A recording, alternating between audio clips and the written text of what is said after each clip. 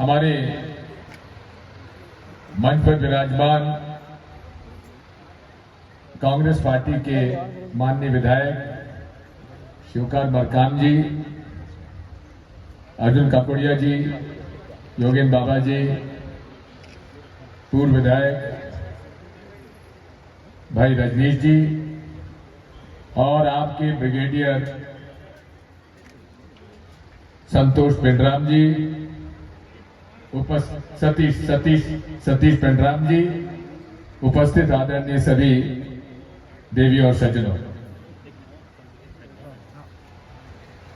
मैं आपसे इतना ही निवेदन करना चाहता हूं कि आपने एडवोकेसी की बात की है। मैं आज से नहीं, जब से मैंने राजनीतिक जीवन शुरू किया है तब से मैं एससी, एसटी, दलित और आदिवासियों की एडवोकेसी का काम कर रहा हूं। सेवा सेवा सेवा सेवा। मैं बताना चाहता हूं, पेशा कानून का आपने अपने मेमोरेंडम में कहा है कि 2022 से शुरू हुआ। नहीं, मध्य प्रदेश में 1998 में हमने पेशा के कानून की नियम बनाना शुरू कर दिया था और डॉक्टर बीडी शर्मा, जिन्होंने पेशा कानून ड्राफ्ट किया था, उन्हीं की जिम्मेदारी दी थी और ग्राम सभा को अधिकार संपन्न बनाने का कानून बनाया था। इसलिए हम मध्य प्रदेश पहला राज्य था जिसने पेशा कानून को लागू करने का प्रयास किया था। यही नहीं है, 5th शेड्यूल और 6th शेड्यूल, हमारे 2 जिले ऐसे हैं जहां की 50% से ज्यादा आदिवासी की जनसंख्या है।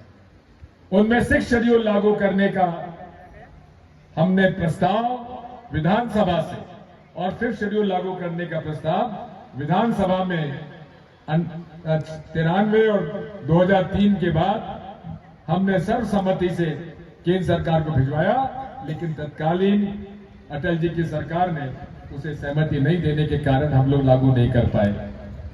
मैं इस बात को भी कहना चाहता हूं कि ईमानदारी के साथ वन अधिनियम का पालन करने के लिए कमलनाथ जी की सरकार में हमारे वकार मरकाम जी का मैं बधाई देता हूं, कमलनाथ जी को और उनको। वन अधिकार अधिनियम के 4.5 लाख पट्टे तत्कालीन भारतीय जनता पार्टी सरकार ने कैंसिल कर दिए थे। सुप्रीम कोर्ट का ऑर्डर हो गया था कि सारे पट्टे निरस्त किए जाते हैं। हमने अच्छे वकील लगाकर उसे फिर से रिव्यू करवाया और रिव्यू करवाने के बाद सारे पट्टों का फिर से रिव्यू कराने के बाद 3 लाख से ज्यादा आदिवासियों के पट्टे हम लोगों ने बंटवाने का प्रयास किया और 15 महीने की सरकार यदि पूरे समय चलती तो और ज्यादा करती। आदिवासी दिवस 9 अगस्त को हमने छुट्टी घोषित की और अनेक कार्यक्रम कमलनाथ जी के समय दिए गए। आदिवासी अधिकारी और कर्मचारियों को प्रमोशन में रिजर्वेशन देने का काम भी हमारी सरकार ने शुरू किया। तो इसलिए सतीश जी, आपकी एडवोकेसी आज से मैं नहीं कर रहा हूं। मैं जब से राजनीति में आया हूं तब से मैं आदिवासी और दलितों की एडवोकेसी कर रहा हूं और आखिरी सांस तक एडवोकेसी आप लोग करता रहूंगा। हमारे रमा काकोड़िया जी मौजूद है, इनको आपने सम्मान किया, जरा खड़े हो जाओ जहां भी हो। हमारे रमा काकोड़िया जी कहाँ हो? अभी आपको सम्मानित किया गया है। ये रमा काकोड़िया जी खड़े हुए हैं, इनके ऊपर झूठा प्रकरण चलाया गया। देश का सम्मेलन था, मैं 5 घंटे जमीन में, मंच पे नहीं गया, जमीन में बैठकर इस व्यक्ति की लड़ाई लड़ी और इसको छुड़वाया हम लोग।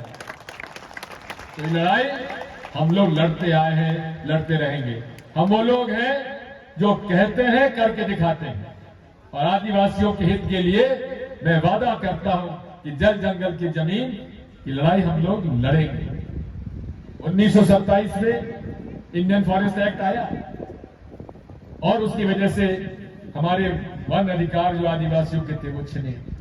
हम कैसे भूल सकते हैं, इस देश में भीमा नायक, बिरसा मुंडा, तात्या भील और जंगल सत्याग्रह का हीरो हमारे गंजन सिंह जी कोरकू, इन लोगों को हम कैसे भुला सकते हैं। महात्मा गांधी